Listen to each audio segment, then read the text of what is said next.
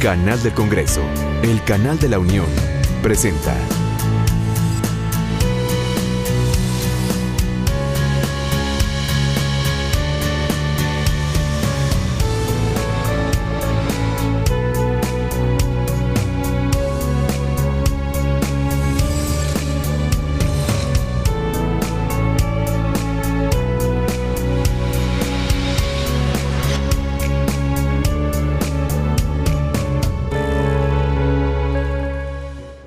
Bienvenidos, muy buenos días. Como siempre, me da muchísimo gusto saludarlos a través del canal del Congreso, el canal de la Unión.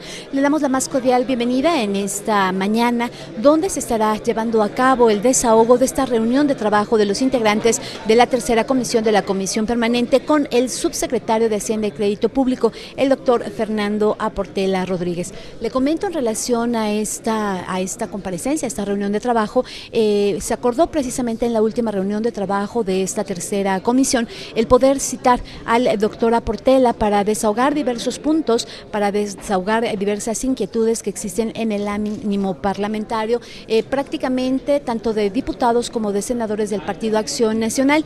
Ellos presentaron algunas proposiciones donde se coincidía con precisamente citar a comparecer a diversos secretarios o funcionarios de la Secretaría de Hacienda y Crédito Público con la finalidad de que puedan explicar las supuestas utilizadas para realizar las proyecciones de crecimiento del Producto Interno Bruto durante el año 2014, así como las razones por las cuales se redujo la meta de crecimiento, sus implicaciones sectoriales, fiscales, así como sociales, y en su caso, bueno, pues las acciones que se estarán tomando, que se estarán llevando a cabo para poder impulsar la actividad económica. Muy concretamente, temas específicos como el contexto que, bueno, pues evidentemente hace que los promoventes deseen una explicación muy puntual al respecto de la situación económica que guarda y también del impacto económico y social en cada uno de los sectores de la economía de nuestro país ante la reducción de la estimación del crecimiento económico.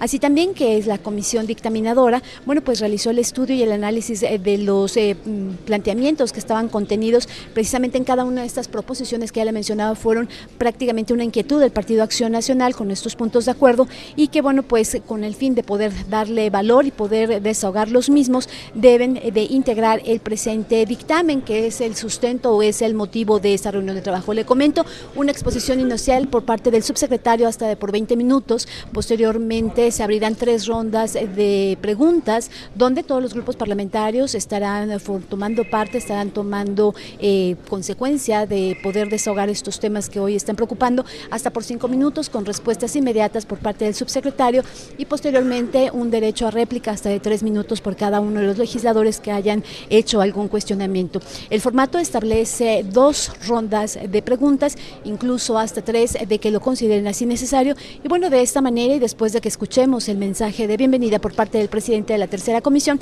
estará dando inicio esta reunión de trabajo. Les recuerdo, es el trabajo que se vive hoy en el Senado de la República, justo cuando es en esta mañana que el doctor Portela estará explicando algunos aspectos económicos sobre el crecimiento de nuestro país durante el año 2014. Iniciamos. Legisladores, bienvenida, senadora Silvia, secretaria de la tercera comisión.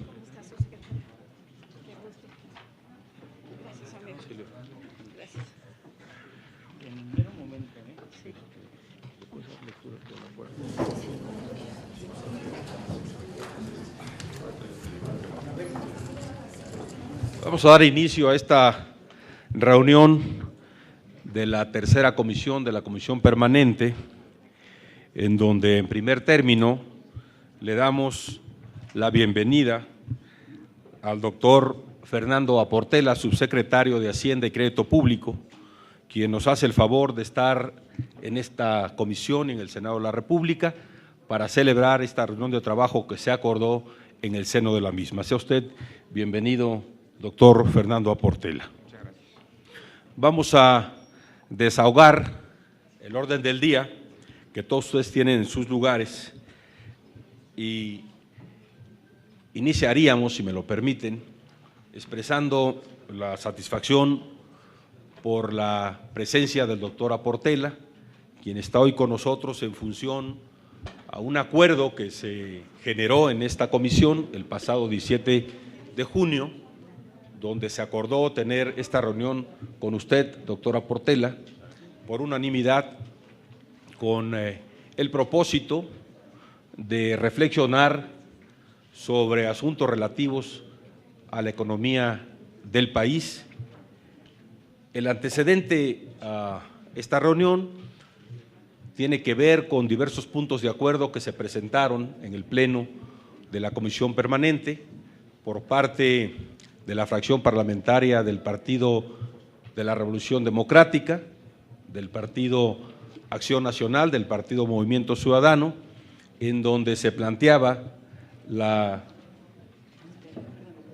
necesidad de invitar a funcionarios de Hacienda para que pudiéramos intercambiar puntos de vista sobre el tema que ya se ha hecho referencia, expresarle a usted que esta es una comisión plural en donde hemos buscado en todo momento, a partir de esta diversidad, la construcción de acuerdos, entendimientos basados en el diálogo y en el respeto, de tal manera que hemos podido transitar a lo largo de estas últimas semanas en los diferentes temas, aprobándose todos ellos por unanimidad y discutiéndose, como siempre, con el respeto que nos merecen todos. Doctora Portela, bienvenido al Senado de la República. Le voy a pedir a la senadora Galván, secretaria de la comisión, sea tan amable en darle lectura al acuerdo para definir la metodología, explicar la metodología que habrá de desarrollarse en esta reunión de trabajo. Si es tan amable, senadora Silvia Galván, tiene usted la palabra.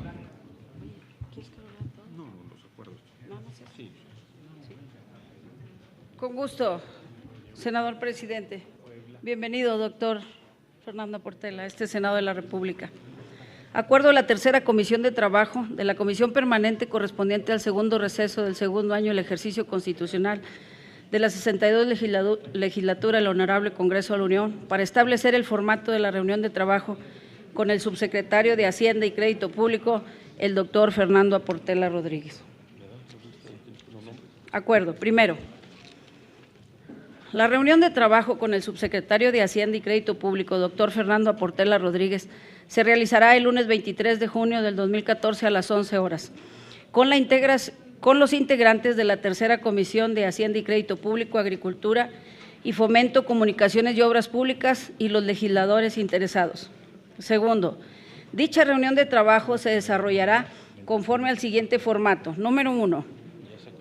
El presidente de la tercera Comisión de Trabajo de la Comisión Permanente dará un mensaje de bienvenida y expondrá los motivos de la reunión de trabajo. 2. El subsecretario de Hacienda y Crédito Público tendrá una intervención inicial por un tiempo de hasta 20 minutos. 3.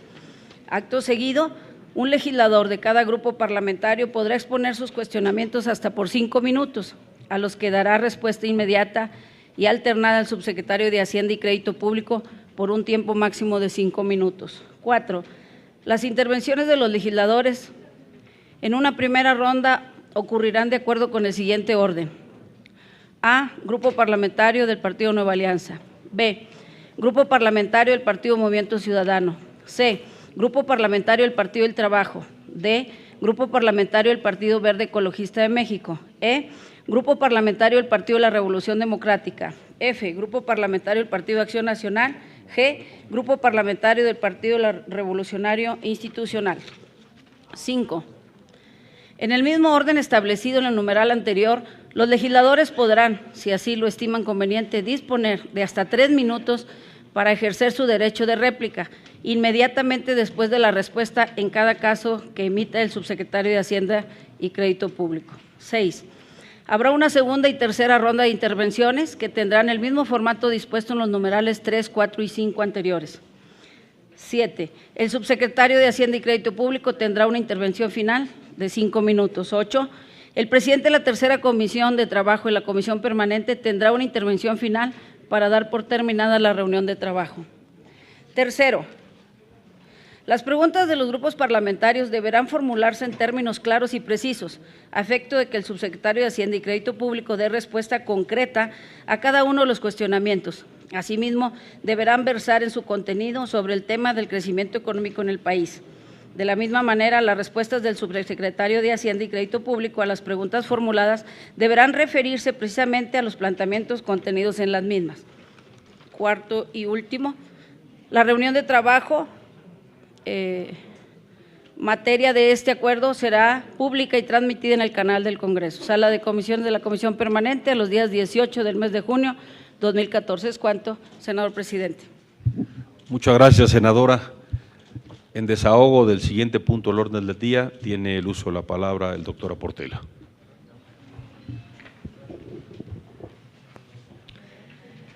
Muchas gracias, muy buenos días. Antes que nada, quiero agradecer la invitación de esta tercera Comisión de Hacienda y Crédito Público, Agricultura y Fomento, Comunicaciones y Obras Públicas que se me hizo para platicar de la evolución reciente de la economía mexicana y sus perspectivas.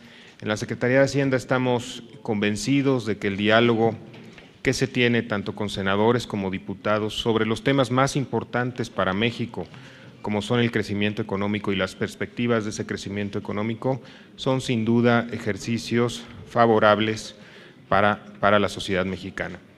El día de hoy tengo una presentación, es una presentación breve, pero sí, si nos vamos a la siguiente lámina donde está el índice, pero es una presentación que tiene un orden que lo escogimos para reflejar primero todo lo que hemos alcanzado, no en los últimos 18 meses o en los últimos 19 meses, sino en lo que se ha alcanzado en 2 décadas de buen manejo económico de la economía mexicana.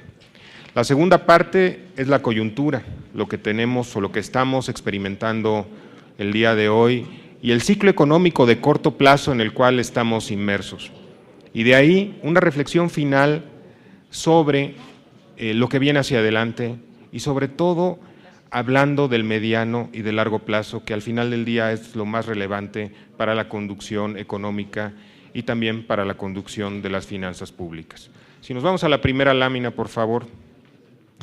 En los últimos 20 años, les digo, México ha adquirido características económicas que lo distinguen en el contexto internacional y que son un activo de la economía mexicana. Primero, les diría, hemos logrado ya por varios años tener un déficit en cuenta corriente que es bajo y manejable. El último dato, el dato de 2014, es un déficit de cuenta corriente del 2.1%. En la gráfica que tienen ustedes de la izquierda, como podrán ver, estamos comparando con otros países donde básicamente el déficit de cuenta corriente es mucho más elevado en otros países.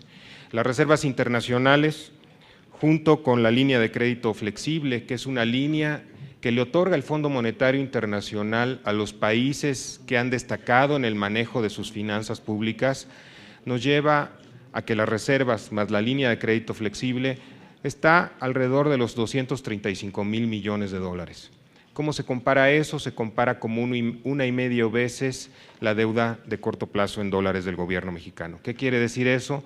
Quiere decir una fortaleza ante la volatilidad en los mercados internacionales. La lámina que sigue, por favor. Esta gráfica que parece de tantas líneas, lo que tiene es cómo se han movido los tipos de cambio a partir de enero del 2013 y también una cosa que se llaman los credit default swaps, que es básicamente los seguros que se venden a nivel internacional en los mercados financieros, que son seguros que pagan si los gobiernos no hacen frente a sus obligaciones de deuda. Y obviamente, como todos los seguros, esos seguros tienen un precio. Del lado de la variación acumulada del tipo de cambio, lo que vemos son depreciaciones muy importantes en estas monedas, en la moneda de Brasil, la moneda de Colombia, la moneda de Sudáfrica, la moneda de Turquía. La línea roja es la línea de México y como podrán ver, la moneda de México ha sido estable. ¿Qué quiero decir con esto? Que el tipo de cambio flexible, que también ya lleva prácticamente 20 años operando, es también un activo de la economía mexicana, porque este tipo de cambio flexible, donde es la primera moneda que más se comercia de un país emergente, es un activo que básicamente opera 7 días a la semana, 24 horas al día. Y eso ha permitido, junto con los sólidos fundamentales, que la depreciación observada en México haya sido menor que la de otros países. Y el precio del seguro mexicano contra la probabilidad de no pago de la deuda ha disminuido desde enero del 2013, cuando en otros países, quitando el caso de Colombia, ha tenido un aumento significativo. ¿Qué quiere decir esto? Esto es también una validación de cómo ven los mercados financieros la situación crediticia y de finanzas públicas de México. Si nos vamos a la lámina que sigue, por favor. Un activo muy importante de México es el Banco Central Autónomo. El Banco Central Autónomo ha logrado, a través de un trabajo extraordinario, mantener las expectativas de inflación ancladas alrededor de la banda de inflación de Banco de México, que como ustedes saben tiene un punto central de 3%, un punto alto de 4% y un punto bajo del 2%. Para los próximos 4 años, el promedio de las expectativas la ubica en 3.5%, al cierre de 2014 se ubica ya en 3.85% y para el cierre de 2015 en 3.58%. Inflaciones bajas y estables permiten una mejor planeación de la actividad económica. Y ese también es un activo y un fundamental de la economía mexicana que sin duda destaca en el contexto internacional. La lámina que sigue. Estos factores estructurales han logrado que en el último año todas las calificadoras, las agencias calificadoras internacionales más importantes hayan aumentado la calidad crediticia del gobierno mexicano. La calidad crediticia del gobierno mexicano primero fue incrementada por Fitch, que la aumentó de BBB a BBB+, después por Standard & Poor's, también aumentando la de BBB a BBB+, y este año, en febrero, la calificadora Moody's, por primera vez en la historia, en una agencia calificadora internacional importante, situó a México en la categoría de las As, en una A-. Y ahí están los determinantes del comunicado de Moody's sobre por qué México merecía, el gobierno mexicano merecía estar en la categoría de las As. Y pueden ver las perspectivas de crecimiento, la agenda integral de reformas, el fortalecimiento de las finanzas públicas a través de la reforma hacendaria y un perfil crediticio congruente con los demás países que se encuentran en la categoría de las As. Si nos vamos a la lámina que sigue, por favor. Esto tuvo un reflejo importante en cómo se percibió la deuda mexicana a nivel internacional. Este año, y si quiero anunciar, este año básicamente ya terminamos con las emisiones de deuda a nivel internacional. Todas se hicieron, les diría, en los primeros 4 meses del año, aprovechando las subidas de calificación, y hemos tenido un acceso, yo les diría, sin precedente a los mercados financieros internacionales, sin precedente en la demanda que tuvimos por los papeles, que fue del promedio, la más baja que tuvimos fue de 1.8 veces y la más alta de 3.5 veces, es decir, nosotros es la sobredemanda que se tuvo por el papel mexicano, y también sin precedente en el nivel de tasas de interés que se lograron obtener. Si nos vamos a la lámina que sigue, por favor. Eso también, y quiero señalarlo, es muy importante para las empresas en México. ¿Por qué? Porque la curva de rendimientos, la curva de tasas, las tasas que paga el gobierno mexicano por su deuda a nivel internacional, se vuelven el piso al cual las empresas mexicanas pueden colocar a nivel internacional. Y hemos visto durante la primera mitad del año una serie de emisiones de empresas mexicanas en el extranjero que han tenido resultados muy exitosos. Han tenido resultados tan exitosos como el menor diferencial de tasas de interés de la historia, en el caso de algunas empresas, como puede ser, como es Alfa, como es Televisa, pero todas han tenido un acceso muy importante a los mercados internacionales. Y eso es reflejo de la solidez macroeconómica que se percibe y que tiene el gobierno mexicano. La que sigue, por favor. Ahora, les digo, en 20 años hemos sido capaces, con mucho esfuerzo, de construir elementos sólidos para la economía mexicana. Hemos sido capaces de lograr distinguirnos en el contexto internacional, de lograr que en este entorno de mayor volatilidad que se generó a partir de mayo del año pasado, lograr una distinción entre mercados emergentes y nosotros tener una distinción del lado positivo. Todo eso se ha alcanzado y esos son activos que son importantes y que deben preservarse. Pasando a la coyuntura reciente, si nos vamos a la lámina que sigue. Lo primero que quisiera decir es una reflexión de la crisis que experimentó el mundo por la crisis financiera internacional en 2008-2009. La recuperación en los Estados Unidos de esa crisis ha tenido dos características que yo le diría que no son típicas de las recuperaciones que se han visto en los Estados Unidos. Una característica es la lentitud de la recuperación. Cuando uno compara esas recuperaciones con recuperaciones anteriores en los Estados Unidos, vemos que de forma mucho más rápida la economía norteamericana tendía a estar nuevamente en el nivel de crecimiento o en el nivel de sus variables económicas previo a la crisis. Eso no ha ocurrido en esta ocasión, es una recuperación mucho más lenta. Y también es una recuperación más frágil, esas les diría son las dos características. Y esa fragilidad en las recuperaciones son las que generan precisamente estos cambios de expectativas en el crecimiento económico a nivel mundial. La fragilidad que vimos en los Estados Unidos en su economía se vio materializada por los efectos del clima adverso. Tenemos adelante una lámina de los Estados Unidos, pero regrésate por favor. Pero lo que refleja esto es básicamente cómo en todos los países del mundo las expectativas de crecimiento económico para 2014 se han reducido a la baja. La línea roja era el pronóstico mundial para todas estas economías que están en la gráfica en enero del 2014. La línea verde es el pronóstico que se ha revisado a junio. Y como pueden ver, estamos inmersos en este contexto internacional. La economía mexicana es una economía abierta y en ese sentido está sujeta a lo que sucede en el mundo.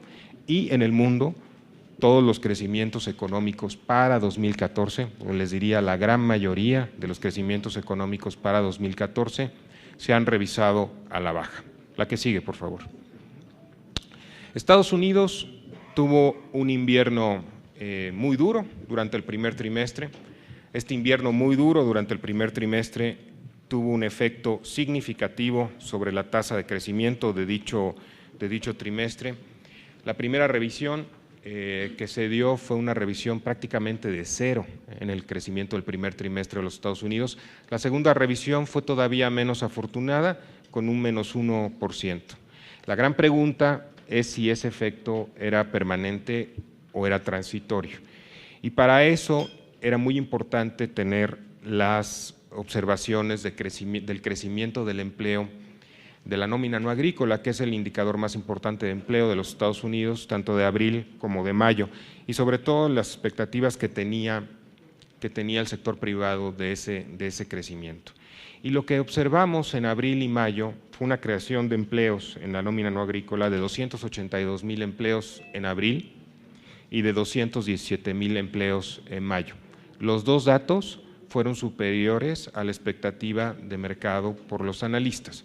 ¿Qué quiere decir eso? Que se confirmó el carácter transitorio del efecto del invierno en el primer trimestre del año. La que sigue, por favor. La zona euro, que en el margen para México es un motor relevante, en el margen porque una parte de nuestras exportaciones sí se dirigen a la zona euro, ya está teniendo un crecimiento proyectado para este año del 1.1%. Este crecimiento, les diría, no ha sido fácil de obtener. El Banco Central Europeo tuvo por primera vez en la historia de la creación del Banco Central Europeo que presentar tasas de fondeo negativas en su decisión de política monetaria, negativas para propiciar que los bancos tuvieran una mayor o generaran una mayor actividad económica. Y en el caso de Japón, ustedes pueden ver que el primer trimestre tuvo un crecimiento significativo del 1.5%.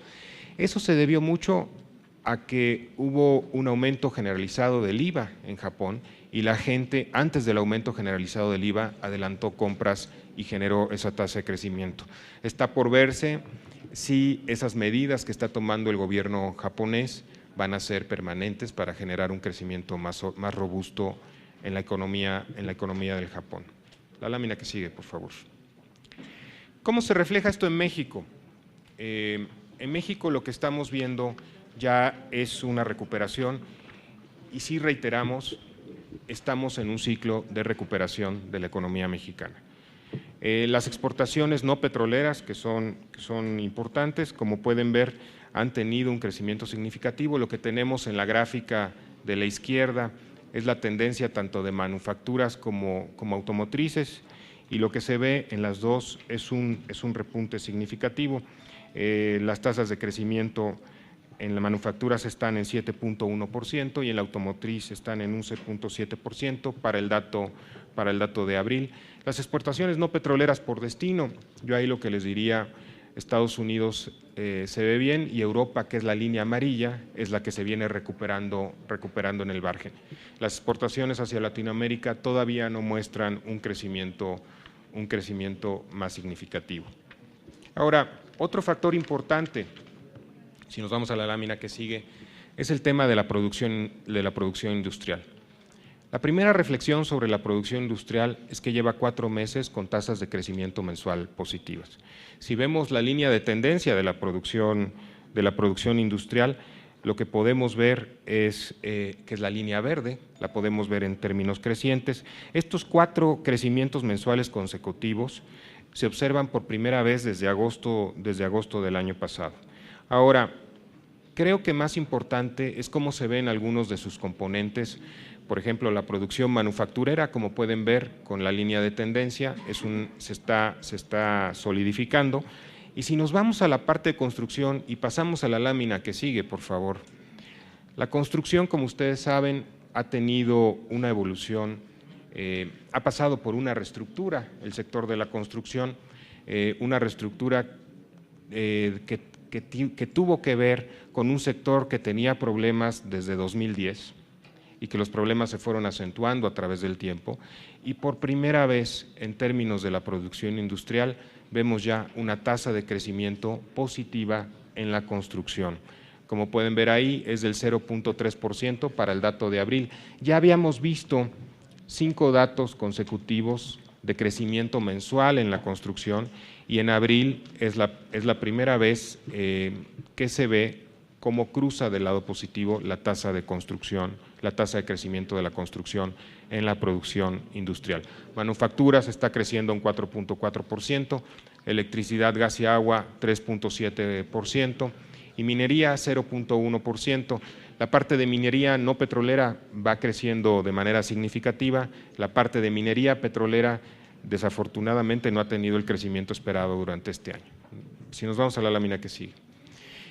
La industria automotriz es una historia bien importante y es un reflejo de la integración de las economías mexicana y estadounidense. Y lo que estamos viendo, yo les diría, quisiera destacar 2 datos muy importantes. Primero, es la primera vez que en un periodo enero-mayo se supera la exportación de 1 millón de vehículos exportados. Es la primera vez que lo vemos en la historia. Y también tuvimos un crecimiento anual de las exportaciones de autopartes de 11.7% en el primer trimestre de ese año. Otro dato de un máximo histórico, en mayo se exportaron 234.629 unidades y tuvo un crecimiento de esa exportación de 22.7%. ¿Qué quiere decir esto? Que el sector automotriz está teniendo crecimientos muy significativos. Y lo que podemos ver en las líneas de tendencia en el mercado externo y en el mercado interno es que en los 2 mercados tenemos líneas de tendencia que son positivas. Si nos vamos a la lámina que sigue, por favor. El gasto público es también un factor que ha apoyado la actividad productiva de la economía. Ahora, en el término del gasto público era muy importante para poder tener estas medidas contracíclicas de gasto, fortalecer en primera medida la situación de las finanzas públicas, y eso se logró a través de la reforma hacendaria. Durante el periodo de enero-abril tuvimos un crecimiento de la inversión física del 37.5% en términos reales, y quisiera destacar algunos datos de esa gráfica de barras. Primer dato que quiero destacar, bueno, el 37.5%, también el 32.1%, que son los subsidios que se dedican a las personas de menores recursos, y una cosa muy importante, que una proporción significativa de los mayores beneficios que trae aparejada la reforma fiscal se transfiere a los estados y municipios a través de mayor gasto. Las participaciones federales en el periodo enero-abril tuvieron un crecimiento de 9.6% en términos reales. También lo que vemos del ramo 23, del crecimiento del ramo 23 y el ejercicio del ramo 23, también son crecimientos muy significativos de gasto, de recursos que se entregan a las entidades federativas y municipios para que promuevan una mayor actividad en sus regiones. Y todo esto se ha logrado a la par de que el gasto en operación diferente de pensiones y servicios personales tuviera un decrecimiento de 1.8%. Esta parte quizás no se menciona tanto, pero es muy relevante para el manejo de las finanzas públicas en el mediano plazo. ¿Por qué? Porque se está privilegiando, al reducir el gasto en operación, tener en el tiempo mayores espacios dentro del presupuesto para gasto en inversión y gasto en desarrollo social. La que sigue, por favor. El empleo, yo les diría, también ha mostrado crecimiento significativo. La tasa de crecimiento del empleo durante el mes de mayo fue del 3.2%. Si ustedes ven, creo que lo más interesante es la gráfica de barras que tienen del lado derecho. ¿Por qué digo que es lo más interesante? Porque la creación de empleos por estrato salarial indica que más del 72% de los empleos que se crearon durante dicho mes, durante el mes de mayo, son empleos de 3 salarios mínimos hacia arriba. Eso tiene o tendrá efectos positivos sobre el consumo. Y también es alentador ver que por sector ya tenemos, en el caso de la construcción, que el 16% de los empleos formales que se crearon en mayo provienen del sector de la construcción. La que sigue, por favor. Otro dato relevante es lo que ha venido ocurriendo con el turismo. El turismo ha tenido un primer cuatrimestre sin precedentes al compararlo con lo que hemos visto en años anteriores. Durante enero-abril tuvimos ingresos por viajeros internacionales de más de 5,000 millones de dólares. Esa cifra es el dato más alto de toda la muestra que tenemos ahí y obviamente el dato más alto también histórico. Y en número de viajeros, de turistas, de millones de viajeros, también tenemos la cifra más alta. Y por su parte las remesas también tienen o han tenido un crecimiento ya sostenido en lo que va del año de alrededor del 9%. Si nos vamos a la que sigue. Yo les diría, de lo que hemos visto la parte externa en la economía mexicana, cómo vienen creciendo las exportaciones. Luego platicamos de la producción industrial, después platicamos del empleo, del gasto público, finalmente el reflejo en el turismo, que al final del día muchos de esos factores son determinantes de lo que le va a ocurrir al consumo en el tiempo.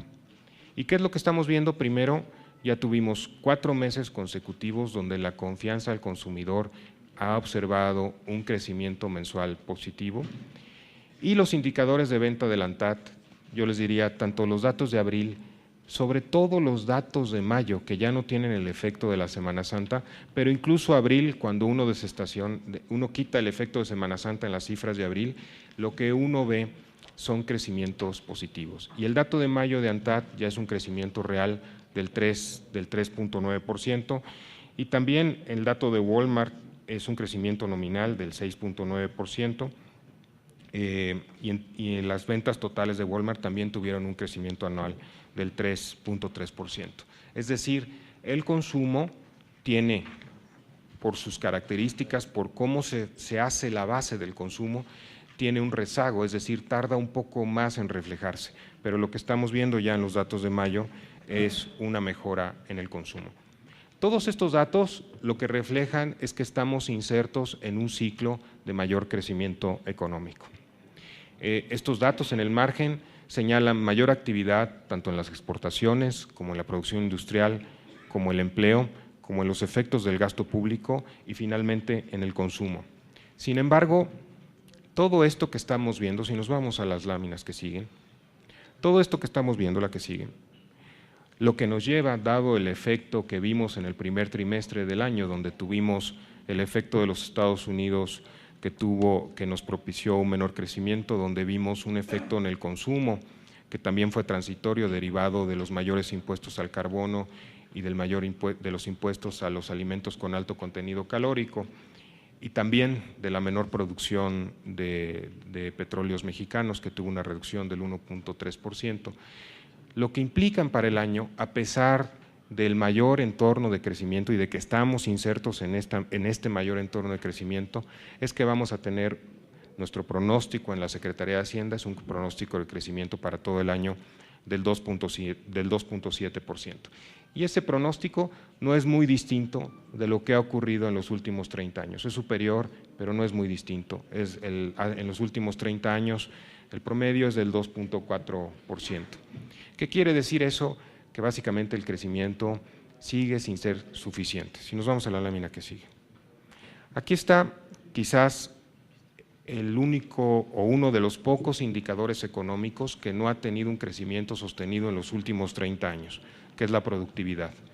La productividad total de los factores, como pueden ver en el periodo señalado 81-2011, el crecimiento en México ha sido negativo en tasa anual, en 0.7% en promedio en tasa anual, mientras que en otros países de la muestra que tenemos ahí, Chile, Irlanda, Corea del Sur, los crecimientos de la productividad han sido positivos y han estado asociados a un mayor crecimiento del Producto Interno Bruto.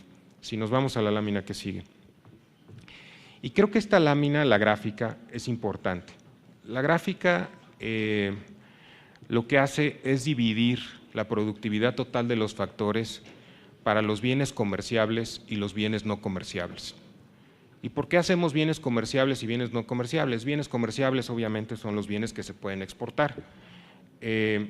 ¿Por qué? Porque ponemos, donde se dividen las dos líneas es cuando entra en vigor el Tratado de Libre Comercio. Y como pueden ver, los bienes comerciables, sin incluir petróleo y gas, porque esos son actividades que tienen una característica diferente, sin incluir petróleo y gas, lo que vemos es que año con año la productividad de los sectores que realizan bienes comerciables en el país ha tenido un crecimiento mayor de alrededor del 0.5 puntos porcentuales por año que los sectores que no son comerciables. ¿Qué quiere decir esto? Que es muy importante que la agenda de reformas estructurales que el Gobierno de la República ha trabajado con el Congreso, con los diputados y diputadas, con las senadoras y los senadores, lo que hace es remover estos cuellos de botella precisamente en los sectores no comerciables de la economía para que la productividad pueda aumentar y tengamos un mayor crecimiento económico. Las reformas estructurales lo que harán es elevar el potencial de crecimiento. La economía mexicana, como está, tiene un ciclo de crecimiento económico, es decir, con sus subidas y sus bajadas, pero un ciclo de crecimiento económico que oscila en el 2,5%, que es el promedio que hemos visto en los últimos 30 años. Las reformas estructurales y la agenda de reformas estructurales lo que busca es que el crecimiento económico oscile en un nivel que sea superior. Obviamente eso no ocurre de un momento a otro, eso toma tiempo en fortalecerse, pero sin duda son los pasos adecuados que se están tomando junto con el Gobierno, junto con el Congreso, para lograr un mayor dinamismo económico de la economía mexicana en el tiempo.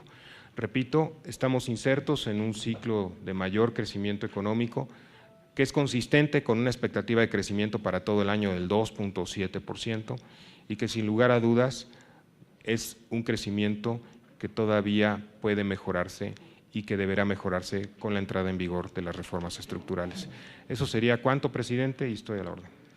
Muchas gracias, doctora Portela. Quisiera agradecer, por supuesto, a los integrantes de esta tercera comisión su presencia y además mencionar también y agradecerles a la vez la presencia del senador José Francisco Yunes, que nos hace favor de estar esta mañana, al señor Manuel Cavazos, a la senadora Blanca Alcalá, a Luis Armando Melgar, a la senadora Dolores Padierna y al diputado Fernando Belauzarán.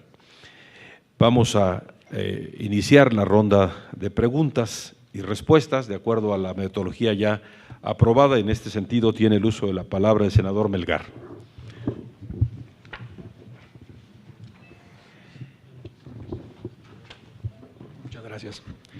Muchas gracias, senador y presidente de esta comisión, el senador Juárez. Le doy la bienvenida, señor subsecretario, don Fernando Portela, a esta su casa. Y bueno, pues no hay, esto es una muy buena oportunidad para que platiquemos y aprovechando la presentación que usted nos ha hecho y retomando algunos de los puntos que usted mencionaba, señor subsecretario, yo quisiera hacer un par de reflexiones y una pregunta concreta, pero déjeme empezar por preguntarle, y más que preguntarle, compartir con usted lo que cuando se refiere a que el crecimiento no es suficiente. Coincido, el crecimiento no es suficiente, un crecimiento del 2.7, no podemos pensar que va a ser suficiente, pero yo creo que no podemos ver las cosas aisladamente. Se ha hecho un enorme esfuerzo por parte de esta administración de caminar en una ruta muy clara y concreta, en donde, si bien el crecimiento es el objetivo esperado, tenemos que también entender que se han hecho las reformas. Todavía hay un par de reformas pendientes que estoy convencido que una vez que salgan, todo este paquete de reformas en los primeros 20 meses, casi 20 meses de la administración del presidente Peña, irán contribuyendo a lo que usted bien mencionaba, que tiene que ver con, después de las reformas, sigue el crecimiento amarrado con la productividad. Hoy vemos que la productividad en México, año con año, es menor, y eso es precisamente porque llevamos varios años, por no decir más de una década, sin las grandes reformas que se necesitaban hacer. Hoy el presidente nos está proponiendo apostarle al programa de democratización de la productividad. Con este programa, yo estoy convencido que se va a dar el paso siguiente después de las reformas para que de manera ordenada podamos en los diferentes sectores, porque tenemos un país de contrastes por sectores, por regiones, como lo vemos en el sur-sureste, y de manera concreta con proyectos específicos que se requieren echar a andar. El presidente, señor subsecretario, en días pasados se refirió ante el Consejo Coordinador Empresarial el compromiso de implementar una serie de acciones. Y en este caso, de manera muy concreta, es el tema que tiene que ver con el gasto público, donde usted menciona que ha habido un incremento sustantivo en términos de este año con respecto al año pasado, y por otro lado la reactivación del mercado interno. Todo esto caminado hacia el tema de la productividad. Ahora, ¿cómo veríamos, cómo podrías comentarnos, subsecretario, sobre la importancia de esta medida y sobre lo que anunció el presidente en términos de la productividad, haciendo esta idea de que, bueno, todos estamos conscientes y ahora sí que reiterando, el crecimiento no es suficiente, pero tampoco hay que construirlo como una catapulta, sino hay que verlo como una oportunidad de lo que viene después de las reformas. Segundo, la importancia, como se dice aquí, de la productividad a través de la reactivación del mercado interno y apostarle al gasto público como una gran herramienta para lograr esto. Esta sería mi pregunta, señor subsecretario. Muchas gracias. Adelante. Con permiso, presidente. Muchas gracias, senador, por la pregunta. Yo creo que es de la mayor importancia. El señor presidente hace unos días en el Consejo Coordinador Empresarial hizo un anuncio de medidas adicionales para fortalecer el mercado interno y para reactivar la economía. Una de ellas, que creo que vale la pena señalar, es el tema de los dólares en la frontera. Los dólares en la frontera, como saben, hay una restricción para personas morales de depósitos de 14,000 dólares por mes. Por instrucción del secretario Videgaray, la subsecretaría del ramo y un servidor, acudimos a ver a la autoridad americana, porque esto es un tema que se tiene que discutir en forma conjunta con la autoridad americana, para tratar de no aumentar el límite, sino de levantar el límite para aquellas empresas que tuvieran una certificación. El propósito es doble. El propósito, en un primer lugar, es reconocer que las empresas que son legítimas, que obtienen efectivo en dólares de manera legítima, puedan insertarlos al sistema financiero en las mejores condiciones, aumentando su productividad, porque lo que sabemos que hoy ocurre es que o no pueden recibir los dólares o los tienen que cambiar en instituciones denominadas centros cambiarios, donde el tipo de cambio es menor, en algunas ocasiones entre el 8 y el 10%, y esto les genera un detrimento a sus ingresos. Eso por un lado. Por otro lado, sí es contar con mayor información dentro de todo el esfuerzo que se ha hecho para evitar el tema del lavado de dinero. Pero esa no es la única medida. La respuesta de las autoridades americanas, por cierto, fue favorable y estamos esperando que durante el mes de agosto podamos ya tener en marcha el mecanismo que hará que las empresas que estén certificadas no tengan este límite de $14,000 por mes. Ahora, también se indicó en el tema del gasto público, como ya señalé, el gasto en inversión física tuvo un incremento del 37.5% en el periodo enero-abril, pero déjeme destacar los ramos administrativos. Los ramos administrativos tuvieron un crecimiento del 27.6%, la Secretaría de Comunicaciones y Transportes con un incremento del 112%, Turismo con un incremento del 128.8%, Semarnat 69.8% y Sedatu 58.2%. Ahora, otras medidas que se anunciaron fueron financiamiento a pequeñas y medianas empresas por más de 3.200 millones de pesos. Esperamos que eso genere una derrama crediticia de 90,000 millones de pesos en beneficio de 100,000 pymes, y también un esfuerzo muy importante de Pemex, CFE, Conagua y la Secretaría de Comunicaciones y Transportes para reducir los tiempos de adjudicación de su obra. En fin, es una serie de medidas que lo que buscan es fortalecer esta inserción de México en el ciclo de crecimiento económico positivo que ya se está experimentando. Gracias, senador, por su pregunta. Muchas gracias, doctor. Gracias, senador Melgar. Agradezco también la presencia de la senadora Laura Angélica Rojas. Muchas gracias, senador. Tiene el uso de la palabra el senador Armando Ríos Peter, del Partido de la Revolución Democrática. Con su permiso, señor presidente, bienvenido, señor subsecretario. Yo la verdad es que me quedo insatisfecho de la presentación porque creo que no cubre el objetivo básico que originó esta presentación. La verdad es que cuando se discutió en la comisión permanente la pertinencia de citar a la Secretaría de Hacienda, el objetivo básico fue identificar con toda claridad el por qué la expectativa de crecimiento había bajado de 3.9% a 2.7% para el 2014. Y me parece que es una premisa fundamental en la que en cierto sentido yo, cuando digo que me quedo insatisfecho, es porque la justificación básica es que, dado que la economía internacional tiene un ajuste a la baja, entonces el destino manifiesto de México, aun cuando se hayan tomado definiciones en materia de política fiscal distintas, pues siempre será a la baja.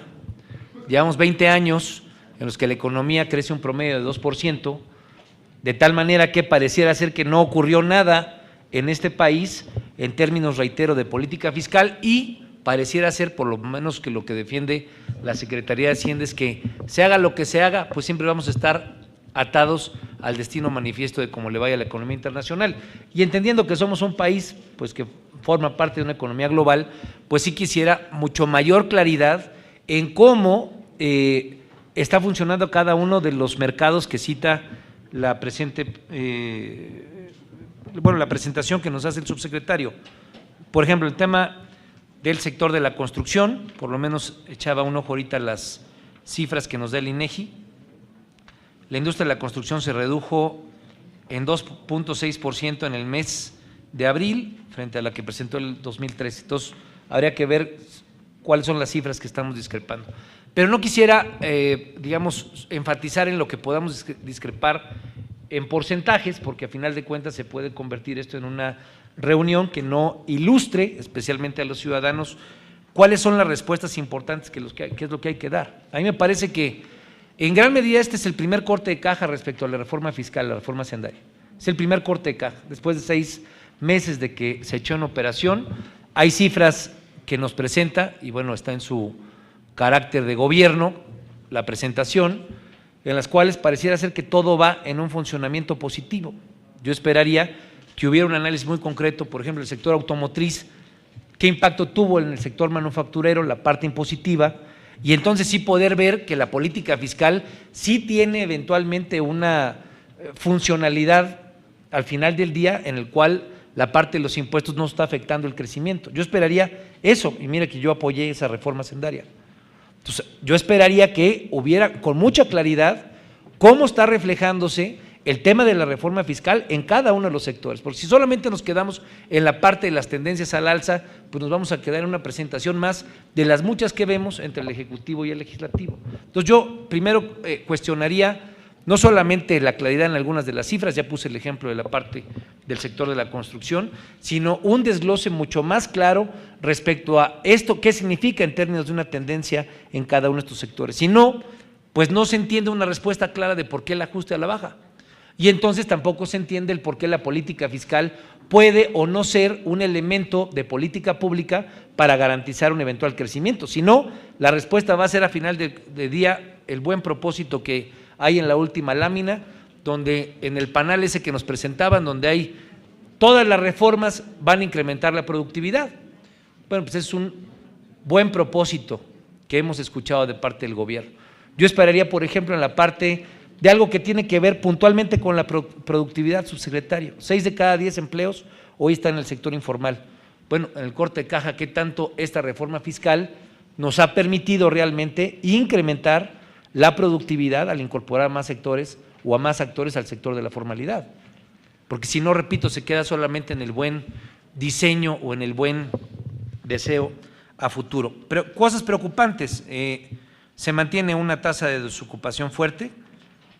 Comparando la tasa de desocupación, si no me equivoco, esta es la del mes de abril, está 4.8% mayor en el 2014 la tasa de desocupación a la que hubo en el año pasado, que fue de 0.2. Ya comentaba yo lo de la precarización del salario, no solamente la parte de la informalidad. Hoy usted nos presenta que la parte de los salarios medios está mejorándose, pero seguimos teniendo 1 y 3 salarios mínimos donde se concentra el 55% de los trabajadores. Entonces me parece que la presentación pues dista mucho de responder a la principal pregunta. Hacienda hace un ajuste a la baja, nos presenta una serie de condiciones, digamos, de crecimiento positivo que no sabemos cuándo llegarán a concretarse como elementos de política fiscal para verdaderamente garantizar o eventualmente creer que va a haber una verdadera reactivación en el bolsillo de los ciudadanos, en la condición no solamente macroeconómica, sino en las capacidades de consumo. Entonces, a mí me parece que habría que dividir la respuesta que yo le pediría en 3 partes. Una es, ¿qué nos permite pensar que las cifras que usted nos está dando van a tener un fin positivo? Sí, por lo que estamos citados es por que bajó la proyección de crecimiento. Segundo, ¿cómo ha afectado en cada uno de los sectores el tema de la reforma fiscal? Porque habrá algunos que seguramente van a decir que es la reforma fiscal lo que ha generado esa caída del crecimiento, pero a mí me parece muy limitado que la Secretaría de Hacienda se quede con la versión de que como el mundo no creció, entonces nuestra política fiscal de este año no tuvo ningún resultado positivo. Y el tercero, pues sería saber del análisis macro que usted nos hace, cuándo va a haber incrementos en la productividad en cosas tan ejemplares como la que yo ponía. Si hoy 6 de cada 10 viven en el marco de la informalidad, pues cuál es la meta para incrementar productividad, que es como cierra su presentación en la parte por lo menos de economía formal. Digo, todo lo demás pueden terminar siendo, repito, buenos propósitos, pero no aterriza en concreto respecto al incremento de productividad. Es cuanto, señor presidente. Muchas gracias. Tiene el uso de la palabra la doctora Portela. Bueno, muchas gracias, senador, por su pregunta. Yo creo que vale, como bien señala el senador, clarificar los aspectos que hicieron o que hicieron necesaria la modificación del pronóstico de crecimiento de la Secretaría de Hacienda. En realidad hubo 3 factores. Uno que quizás es el más destacado en la presentación, que es la parte del entorno externo, donde sobre todo tuvimos lo que ocurrió en los Estados Unidos el primer trimestre del año y que, si bien no es permanente, dado los datos de empleo de mayo y abril en los Estados Unidos, sí causó una corrección de la tasa de crecimiento en los Estados Unidos del 2.4 al 2.2. Quiero decir que el dato de producción industrial, que es el más importante para México, de los Estados Unidos, es el más importante para México por la interrelación de nuestras manufacturas con la producción industrial, ese se mantuvo en 3.7% para 2014 en los Estados Unidos, lo que también es un elemento que refuerza estas mejores perspectivas de crecimiento en los siguientes trimestres, tanto en Estados Unidos y por ende en México. El segundo factor es un factor interno y ese se debió a una menor evolución de consumo, yo les diría derivada primero del impuesto sobre el carbono, segundo de los impuestos a las bebidas saborizadas y a los alimentos no básicos con alta densidad calórica.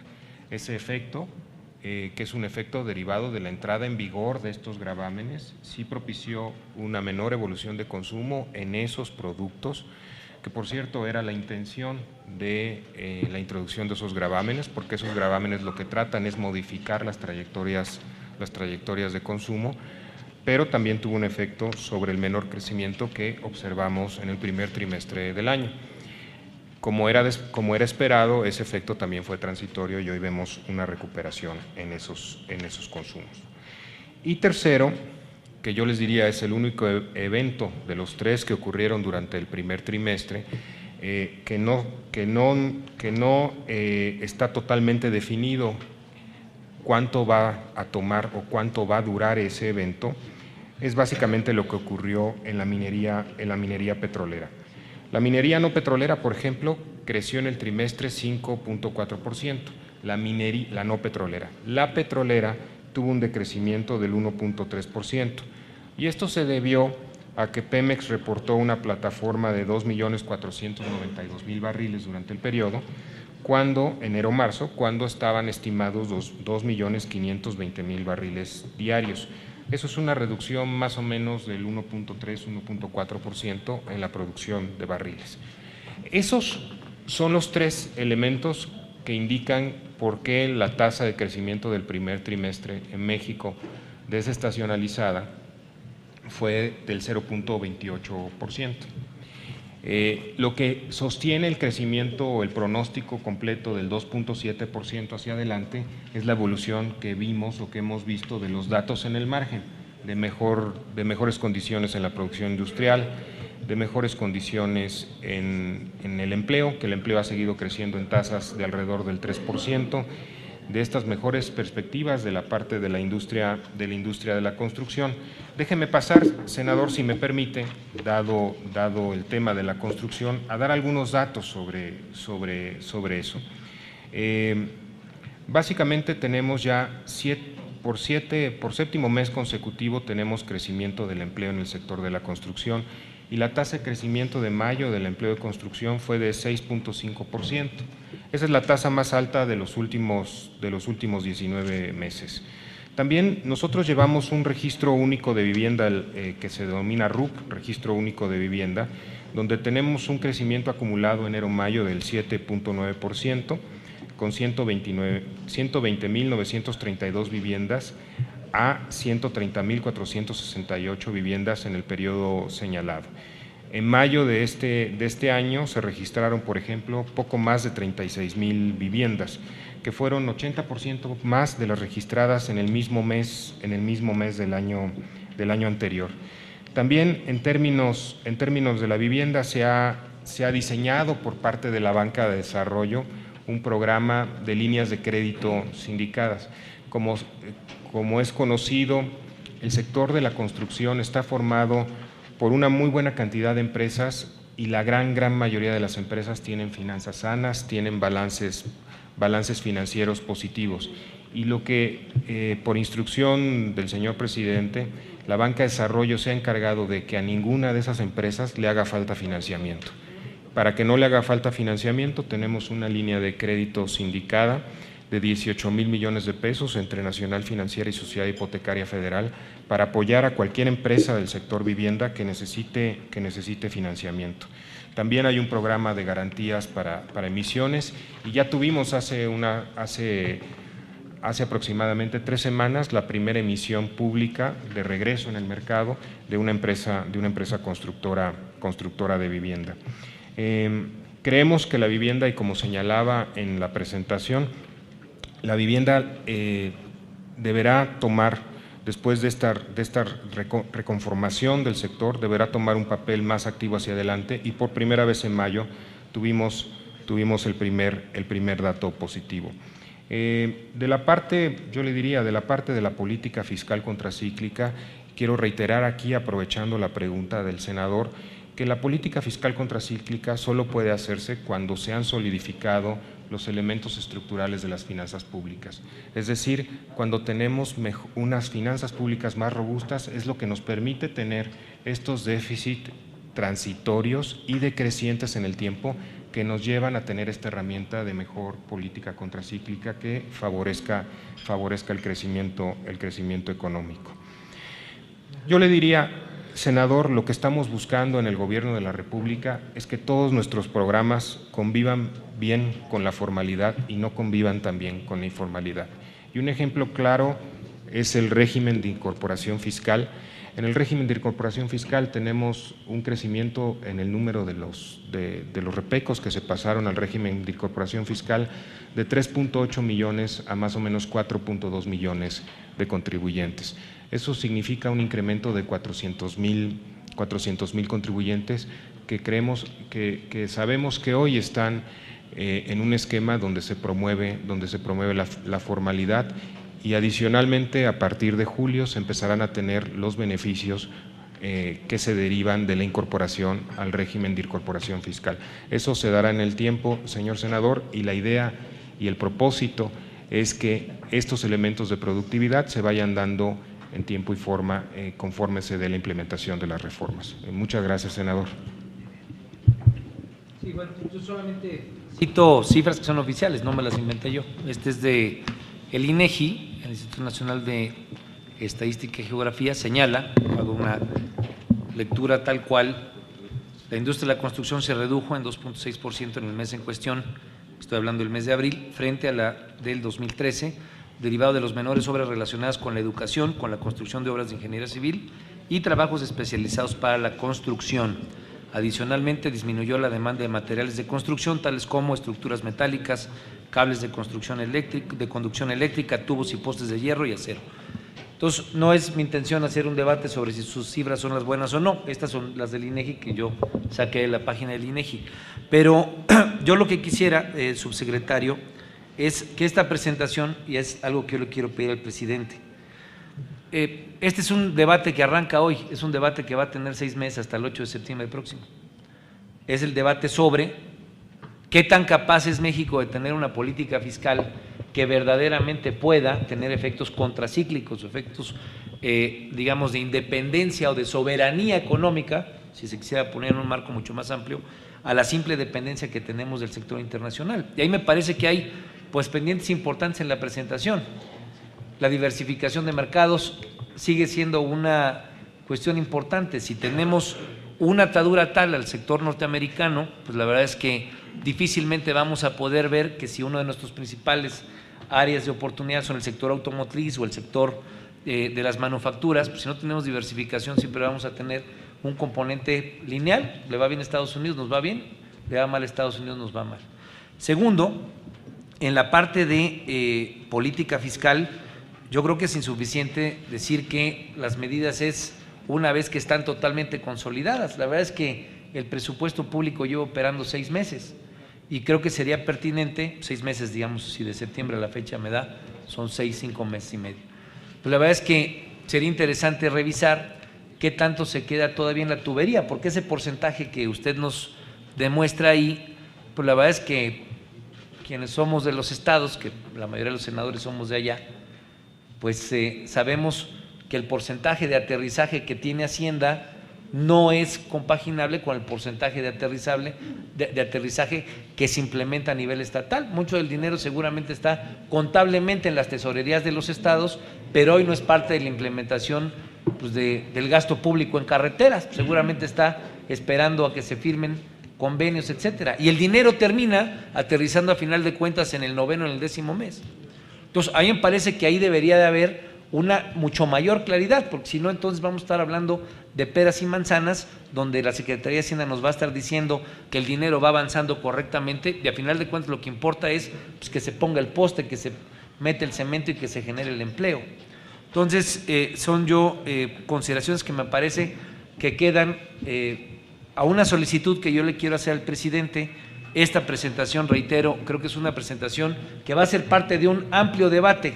Vamos a seguir revolcando esta discusión y solamente va a aterrizar, por lo menos a satisfacción, hablo por el PRD, cuando pasemos de la concentración del 55% de los salarios que están entre 1 y 3 salarios en el país, pues a garantizar que si nos venden que hay un crecimiento del salario medio, pues más o menos que el 50% de los asalariados en este país estén ahí. Si no, no será una buena noticia para todos como quisiéramos.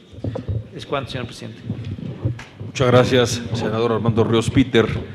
Agradezco también la presencia de la diputada María de las Nieves en sustitución del diputado Manuel Añorbe. Bienvenida, diputada. Tiene el uso de la palabra la senadora Laura Angélica Rojas del Partido Acción Nacional.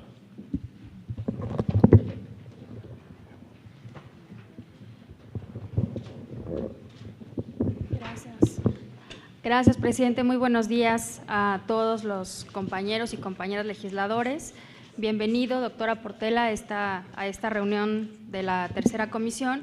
Y bueno, pues yo en primer lugar quisiera decir que quisiera de todo corazón compartir su optimismo y deseo que sea cierta esta afirmación de que la economía mexicana va en recuperación, porque el año pasado, a estas alturas, pues el gobierno todavía defendía el crecimiento de 3.5% y terminamos en 1.5%. Por supuesto no nos da gusto, por supuesto lo que queremos, como lo hemos reiterado en diferentes ocasiones, es ayudar. El gobierno ha tenido el apoyo del PAN para sacar adelante las reformas y por supuesto queremos que le vaya bien a México, pero la realidad pues parece ir en sentido contrario de lo que usted nos ha venido a exponer el día de hoy, señor subsecretario. Hay datos del INEGI, hay datos del IMSS, hay datos de la ANTAD, hay datos de Nielsen, hay datos de la OCDE que no son alentadores. Entonces, bueno, pues recordar que el presidente Peña Nieto, siendo candidato, pues prometió un crecimiento anual del 6%, pero vemos con preocupación que hasta ahora lo único que ha crecido pues es el desempleo, son los impuestos y es la deuda. Ya se ha dicho pues que la razón de esta comparecencia era explicar por qué también este año el ajuste a la baja en el crecimiento, las expectativas que son, como usted ya lo ha comentado, 2.7%, y yo quisiera escuchar, más allá de las razones que ya se ha dicho de aludir a la economía estadounidense y a la baja en las ventas del petróleo, las razones y sobre todo lo que vamos a hacer hacia adelante de manera mucho más concreta. Yo solamente tengo una pregunta, señor subsecretario. ¿Está dispuesto el gobierno a corregir la reforma fiscal que aprobaron, que aprobaron las bancadas del PRI, del PRD, del Verde en el Congreso el año pasado, cuando ya hay claras muestras de que en lugar de incentivar el crecimiento económico, lo está deteniendo, que es un lastre desde nuestro punto de vista? Esa es la única pregunta que yo quiero que me responda. ¿Hay la voluntad al menos de revisar la reforma fiscal para ver si es posible mejorarla, de revisar de manera concreta sus efectos hasta el día de hoy? Esa sería mi pregunta, señor subsecretario. Muchas gracias. Gracias, senadora. Tiene el uso de la palabra el doctor Portela. Gracias, senadora. Yo quisiera hablar de los elementos, primero de los elementos de la reforma fiscal. Y de ahí, si me lo permite, senadora, ir tratando de contestar sus preguntas. Un primer elemento fundamental de la reforma fiscal, la premisa de la reforma fiscal, es que fuese una reforma fiscal progresiva. ¿Qué significa que sea progresiva? Significa que no hubo IVA ni alimentos ni medicinas. Y no hubo IVA ni alimentos ni medicinas porque el 50% del ingreso de los hogares en los deciles de ingresos más bajos de la población mexicana destinan el 50% de su ingreso a alimentos y medicinas. ¿Y eso qué significa? Significaba un efecto para esos deciles que era 8 veces mayor en términos de la reducción de su consumo por la introducción de ese impuesto, 8 veces mayor al que tenían los deciles más altos de la población. Por eso es que se decidió que la iniciativa del Gobierno de la República tuviera este elemento de progresividad importante. La tasa promedio que tenemos en la parte del impuesto sobre la renta, en la parte empresarial, la tasa promedio tuvo un incremento, no la tasa marginal, la tasa más alta, pero la tasa promedio tuvo un incremento de 1%. Y eso, de acuerdo otra vez a datos del INEGI, a los que están sujetos a ese incremento marginal del 1%, es menos del 1% de la población de México. Es decir, se cuidó el aspecto progresivo de la reforma fiscal. También se cuidó de eliminar regímenes especiales que favorecían a menos personas. Se cuidó también de limitar las deducciones a niveles que fueran razonables, de acuerdo a los niveles de ingreso. Se buscó todo eso. Se homologó el IVA en fronteras, y ahí sí le quisiera dar algunos datos de lo que hemos visto. Por ejemplo, en términos de la inflación, lo que ya vimos es que a mayo ya la reducción en la inflación de frontera ha sido de 62 puntos base. También hemos visto que en términos del empleo se han creado más empleos en las zonas fronterizas que en el interior del país, lo que demuestra también que los efectos de la reforma fiscal en esas franjas, sin lugar a dudas, ya fueron de carácter transitorio. También quisiera señalar en términos de lo que permite la reforma hacendaria. La reforma hacendaria permite tener un mayor gasto público que se puede utilizar en beneficio también de la economía nacional.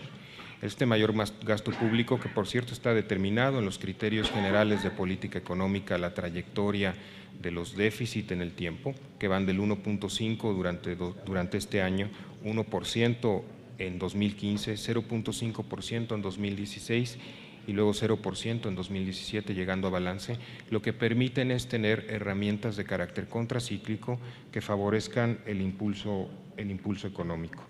Y es en ese sentido que consideramos que los elementos que tenemos en la economía mexicana, junto con los elementos de la solidez fiscal y, como señalaba en la presentación, todos estos elementos de prudencia y de buen manejo de las finanzas públicas, lo que dan estas bases para tener una mejor perspectiva de crecimiento.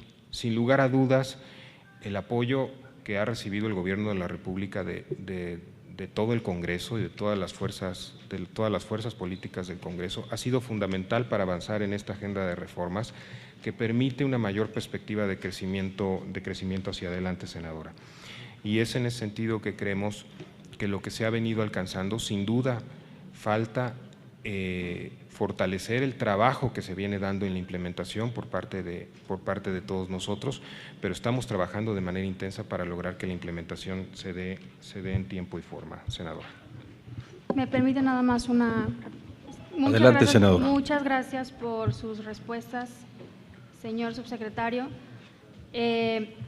Quiero concluir mi intervención haciendo reiterar el llamado del PAN a revisar la reforma fiscal, porque los datos que nos arrojan estas instituciones que mencionó al principio, Nielsen, en una nota publicada el 24 de mayo de 2014 en el periódico Reforma, pues habla precisamente que derivado de la reforma fiscal, las familias de menores ingresos, que son las familias a las que ha aludido el subsecretario y que se nos vendió la reforma fiscal como que en gran medida iban a ayudar a esas familias, pues resulta que incrementaron el 16% en gasto en alimentación derivado de la reforma fiscal, mientras que las familias de mayores ingresos solamente lo hicieron el 10%. Entonces, sí está habiendo una afectación a las familias de menores ingresos cuando se supone que castigar a la clase media iba a ser en favor de las familias de menores ingresos. Entonces, estamos castigando a la clase media, estamos castigando a los pequeños y medianos empresarios, que son los que más empleos generan en este país, y de todas maneras las familias de menores ingresos se están viendo afectados. Esa es una preocupación que reiteramos.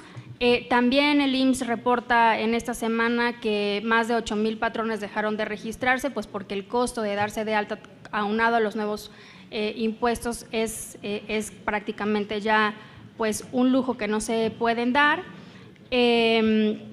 Y por supuesto, pues el dato del INEGI que se publica hoy de un incremento en el desempleo del 5%. Entonces, quiero concluir reiterando el llamado de la bancada del PAN a revisar, junto con el gobierno y junto con las demás bancadas, la reforma fiscal para poder encontrar una mejor solución en esta materia. Muchísimas gracias, señor subsecretario. Muchas gracias, senadora Rojas. Tiene el uso de la palabra la senadora Blanca Alcalá, del Partido Revolucionario Institucional, hasta por 5 minutos. Gracias, señor presidente de esta tercera comisión, señor subsecretario. Sin duda, la explicación y la presentación que nos ha hecho hace unos minutos resulta por demás interesante. Sin embargo, debo confesar que no deja de ser preocupante algunos de los indicadores que existen en el país.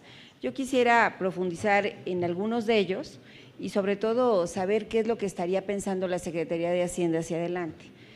Sobre todo porque, como usted bien lo señala, pues ha tenido que haber recortes recurrentes en relación con nuestras expectativas de crecimiento. Ya apuntaba que la última que se registra es de 2.7 y va de la mano con lo que el propio INEGI o el Banco de México han referido al respecto. Y frente a lo que usted mismo ha señalado de la frágil recuperación que también existen en otros mercados, como puede ser el americano o puede ser el europeo. En ese sentido, me preocupa, por ejemplo, lo relativo al índice de confianza del consumidor, que si bien es cierto, aquí en las gráficas que nos muestran empieza a tener una tendencia positiva, la verdad es que creo que insuficiente frente al menos 4.6% que se registró de caída en los meses anteriores, y más aún en industrias específicas, por ejemplo, en el caso de la industria automotriz, en donde si bien en el sector exportador el comportamiento es favorable, en el mercado interno desafortunadamente no se observa esto. Inclusive hay algunos datos que señalan que la comercialización acumulada empieza a tener hasta el 0.5% menos y una caída en las expectativas de venta de hasta 6%. Otro dato más que también me preocupa, el relativo a las pequeñas y medianas empresas, que es parte de lo que ha venido pues buscando fortalecer con la serie de reformas que hemos instrumentado, y que también un reporte que hoy aparece señala que inclusive ha habido una caída pronunciada en los últimos 14, quizá la más fuerte en los últimos 14 años en cuanto al registro de patrones, que se observan 8,691 patrones menos registrados en el Instituto Mexicano de Seguro Social, casi similar la cifra a lo que se registró precisamente en la crisis del 2009. Y por último, otra de las variables que me preocupa es también la reducción de la tasa de interés que anunció el Banco de México, que hasta junio había estado sosteniendo pues el deseo de mantenerlo en 3.5 y que ahora se redujo hasta 3% y que parecería un poco contradictorio con lo que empieza a ocurrir en los Estados Unidos. En este sentido, tan solo con estas variables, subsecretario, pues me gustaría saber cuáles son algunas de estas medidas adicionales que la Secretaría de Hacienda estaría diseñando, sobre todo, por ejemplo, para el caso de la industria nacional. Han considerado más que el replanteamiento de la reforma fiscal, en donde podríamos tener en relación con mis otras bancadas puntos de vista distintas, sí, por ejemplo, en medidas restrictivas como la ley antilavado de dinero, o bien qué es lo que estaríamos pensando ante la posibilidad, o si no existe la posibilidad, de que los inversionistas empiecen a ver otros mercados más atractivos que el propio mercado nacional ante esta baja de la tasa anunciada por el Banco de México. Estos serían algunos de mis comentarios. Gracias, senadora. Tiene el uso de la palabra el doctor Portela. Gracias, senadora. Muchas gracias por su pregunta. Yo creo que su pregunta me da oportunidad también de complementar algunos de los comentarios que tuvo a bien hacer la senadora Angélica Rojas. Y es la información del número de patrones registrados en el IMSS, que hoy tuvimos esta nota en la mañana. El empleo, la serie de empleo y la serie de patrones, del número de patrones que cotizan en el IMSS, tiene también movimientos estacionales. ¿Qué es un movimiento estacional? Un movimiento estacional es cuando hay algo que ocurre en cierto mes del año que es distinto a los otros meses del año. El más claro, por ejemplo, que tenemos siempre es el de la Semana Santa, porque la Semana Santa cae a veces en abril y cae a veces en marzo. Por ejemplo, el dato que nos hacía favor de señalarlos el senador Ríos Peter, que es el dato de abril de producción industrial en el rubro de la construcción, el dato efectivamente anual, sin desestacionalizar, es decir, sin quitar el efecto de la Semana Santa, porque tiene menos días, es de menos, el dato que dijo el senador, de menos 2.6%. Desestacionalizado anual es el 0.3%, que ya cruzó, el dato que ya toma en cuenta la corrección por los días de Semana Santa.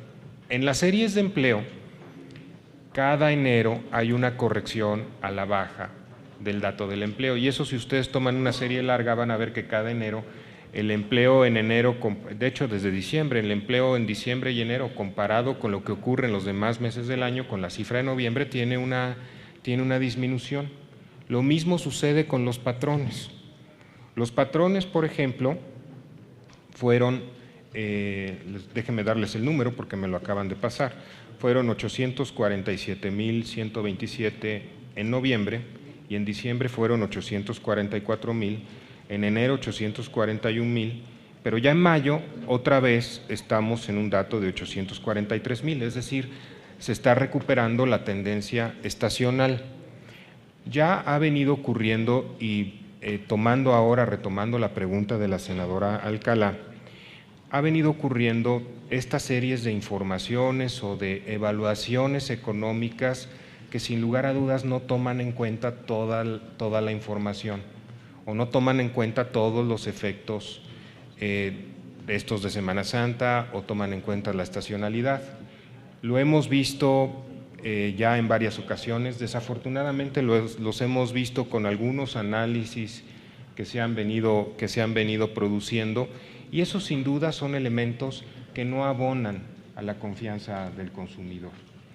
La confianza del consumidor, como usted lo señalaba, senadora, ya tiene varios meses de crecimiento positivo, y tiene varios meses, 4, que no se había presentado desde agosto del año pasado, donde tenemos una tendencia positiva. Y en ese sentido es muy importante que esta serie de informaciones donde se dice ahora tenemos un muy mal número, siempre utilizar el contexto de cómo se ve ese número derivado de la situación específica económica de cada mes donde se presenta. Claramente, senadora, yo le diría, tiene usted razón en el sentido de que hay que fortalecer lo que tenemos hoy día para lograr un mayor impulso, y precisamente también para las pequeñas y medianas empresas. Y ahí lo que estamos haciendo, particularmente con la banca de desarrollo, es tratar de cada vez acercarnos más a estas pequeñas y medianas empresas. Lo primero que se hizo, derivado de la reforma financiera, que también tuvimos la oportunidad de trabajar con ustedes, y también he de decir de que fue mejorada de manera sustancial por todos ustedes, la reforma financiera nos permite que la banca de desarrollo pueda tener un efecto más importante para las pequeñas y medianas empresas. Y hoy todas las garantías que damos para propiciar el crédito para pequeñas y medianas empresas, la damos en dos características: al intermediario que le ofrece la menor tasa a la pyme, es decir, al intermediario que nos garantiza que le va a dar la menor tasa final a la pequeña y mediana empresa, o al intermediario financiero que nos garantiza que le está dando crédito a una pyme que nunca había tenido crédito. Hoy 2 de cada 3 pesos que se dan de crédito para pequeñas y medianas empresas provienen de la banca de desarrollo. Y no solo eso, también estamos, sobre todo en la parte del campo, para iniciar, teniendo más créditos para mujeres, que fortalezcan la actividad productiva de las mujeres en el campo, y también para micronegocios. Para mujeres estamos por lanzar un programa de la banca de desarrollo en Nacional Financiera. Todo esto dentro del contexto del régimen de incorporación fiscal, para lograr dos cosas: lograr la formalidad y lograr que en la formalidad estas empresas y estas personas puedan tener activos para su producción, insumos productivos en calidad y precio que sean comparables a las de otras personas y otras empresas con mayores niveles de ingreso. Muchas gracias, senador. Muchas gracias. Para hacer uso del derecho de réplica hasta por 3 minutos, tiene el uso de la palabra el senador Manuel Cavazos.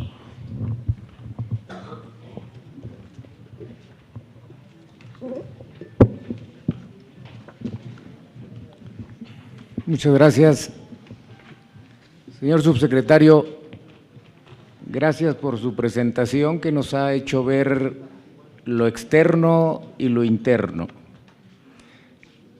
que nos ha hecho ver el efecto en las diferentes partes del Producto Interno Bruto, lo mismo en el consumo, en la inversión, en el gasto del gobierno, en las exportaciones, en las importaciones y en su resultante que es el déficit comercial. De manera que estamos viendo estos efectos del cambio en la expectativa de crecimiento por cada uno de los integrantes del Producto Interno Bruto, pero no solo eso, también nos ha insistido mucho en los efectos por sectores y desde luego que está dándole mayor énfasis, haciendo sobresaliente la parte de los sectores que más efecto tienen en el Producto Interno Bruto. De otra manera, si como alguien lo pidió aquí, nos da los efectos en todos los sectores, pues la matriz de insumo producto más pequeña que tenemos es de 45 por 45.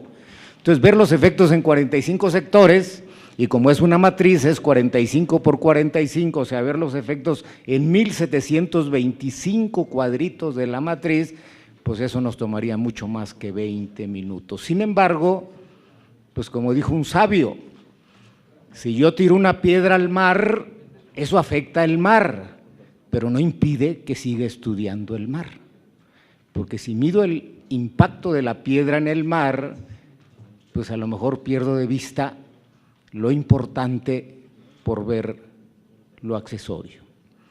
Pero también gracias porque nos permite ver los efectos de corto, mediano y largo plazo. Todos los economistas sabemos que hay una estructura de rezagos y que la inversión que se está haciendo en los primeros 3 meses no va a surtir efecto en los primeros 3 meses, sino que ese efecto se va a dar a través del tiempo y que va a tomar más de un año. Lo mismo los impactos de la reforma fiscal, por eso qué bueno que nos aclara que hay efectos de absorción o efectos de adaptación, de manera que no hay que confundir la burbuja con la tendencia. No hay que confundir un aumento de una vez por todas con un aumento permanente, porque si tenemos esa confusión, pues vamos a tener malas políticas públicas por confusión entre corto, mediano y largo plazo. Por eso qué bueno que nos desglosa los efectos y nos permite ver así un panorama optimista. De todas estas presentaciones hay una que me interesa mucho, que es el impacto de la reforma fiscal, y aclaro, reforma fiscal, que no reforma hacendaria, en la inversión. La reforma quita la deducibilidad en la inversión y nos gustaría saber, con los datos que tienen, cuál ha sido el efecto de corto plazo, que ya sabemos que es negativo, pero también cómo se está recomponiendo esta burbuja en el mediano y largo plazo para seguir documentando nuestro optimismo. Muchas gracias. Muchas gracias, senador Cavazos. Con esto concluimos la primera ronda y daremos inicio a la segunda ronda de preguntas y reflexiones. En este sentido tiene el uso de la palabra el diputado Fernando Belauzarán, hasta por 5 minutos, si es tan amable, diputado. Sí, gracias. Por supuesto que agradezco la presencia del subsecretario Fernando Portela, usted y otros. Efectivamente, lo había mencionado el senador Ríos Peter. El objetivo de esta comparecencia es aclarar por qué no se cumplieron las expectativas. Estas expectativas del 3.9% las puso el propio gobierno, no vienen de otro lado. Quienes dieron esa cifra fue el gobierno. Si estaban esperando que los éxitos de las reformas se dieran posteriormente, pues entonces hubieran calculado un crecimiento más discreto desde el principio. La verdad es que el asunto, entiendo lo que dice el senador Cavazos de que las reformas no se pueden sentir inmediatamente, tiene razón, pero quien hizo las perspectivas fue el propio gobierno y eso lo debió haber tenido calculado al momento de establecer el 3.9%. Insisto, fue, ¿no? A ver, cambiar era la política fiscal. A ver, si me permiten, por favor, Sí. senador, sí. Vamos No, a no, permitir yo- que continúe el señor Yo diputado. encantado Beusarán. con el debate en latín, sin problema. A lo que voy es que no se cumplieron las expectativas que el propio gobierno dio. Y aquí estamos para discutir cuáles son las razones y por qué el gobierno se equivocó en su expectativa. La verdad es que también no es novedad la falta de crecimiento no es producto de la reforma fiscal. Este país viene con un crecimiento magro o falta de crecimiento mucho antes de la reforma fiscal. Es más, yo diría que tenemos una falta de crecimiento transeccional, al menos 3 decenios llevamos con un crecimiento de poca monta o muy pequeño. Entonces, no puede ser el único factor, pero también es cierto que lo que se esperaba que promoviera la reforma fiscal no lo ha dado. No sé si me explico. No es el único factor, es claro que antes de la reforma tampoco crecíamos, en el sexenio pasado también el crecimiento fue muy por debajo de las expectativas, pero no hemos tenido los resultados aquí. Y siempre los culpables son los otros, ¿no? Siempre que se da una explicación se enmarca en la economía mundial o en lo que ocurre en Estados Unidos, etcétera. La verdad es que los pretextos ya también los estamos reciclando. No, la verdad es que esta es una película que ya hemos visto muchas veces. Y quizás el punto, y esta es la reflexión, no esté, o el punto clave no sea la cuestión fiscal. Antes y después de la reforma fiscal no hemos tenido el crecimiento esperado. El problema es el modelo. Y mientras el modelo se mantenga, pues parece que las expectativas seguirán así. Se habla mucho de que las reformas en telecomunicaciones y en la reforma energética, eso será la llave que nos lleve al crecimiento, etcétera. Pero esa narrativa también ya la vivimos.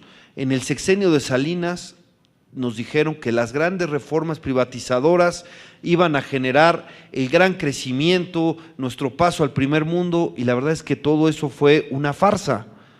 No se cumplió y por supuesto que todas esas apuestas a las tremendas reformas, en este caso en la época de Salinas privatizadoras, no generaron el crecimiento esperado. ¿Por qué ahora piensan que ahora sí, con esta narrativa sí será exitosa con las reformas que nos llaman tanto en telecomunicaciones como energéticas? ¿Qué es lo que va a ser lo novedoso ahí? Y quizás hay otros elementos para la falta de crecimiento que se tienen que considerar, por ejemplo, la corrupción.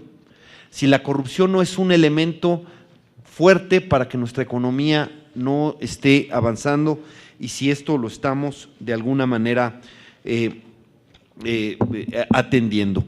Y por supuesto también el asunto de la elusión fiscal. Uno de los elementos claves de la reforma era combatir la evasión fiscal. ¿Cómo vamos en eso? Si en eso hemos avanzado o no contra la evasión.